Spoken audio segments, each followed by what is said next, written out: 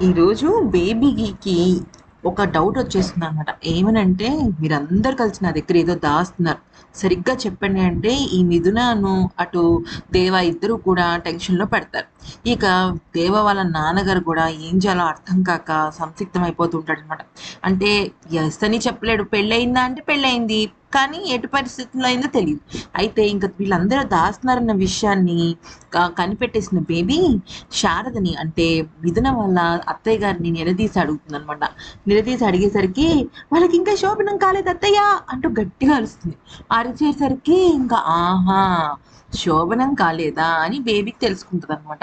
అయితే మిథునాను దేవ ఇద్దరు షాక్ అయిపోతారు. అంటే వీళ్ళిద్దరికి ఇంకా శోభనం దాకా వీళ్ళ కెమిస్ట్రీ వర్కౌట్ అవ్వలేదు కదా. అయితే ఇంకా బేబీ అంటుంది, వీళ్ళ శోభనం నేను చేస్తాను అనగానే షాక్ అయిపోతాడనమాట దేవ వాళ్ళ డాడీ. ఇక ఇటు దేవ వాళ్ళ డాడీ, మిథున అందరూ షాక్ అయిపోతారు. ఎందుకనంటే శోభనం దాకా వెళ్ళింది అంటే ఇంక అసలు అంటే లోపల ఏం జరగకపోయినా సొసైటీ దృష్టిలో వీళ్ళు ఇంకా అదే కదా. అది సంగతి.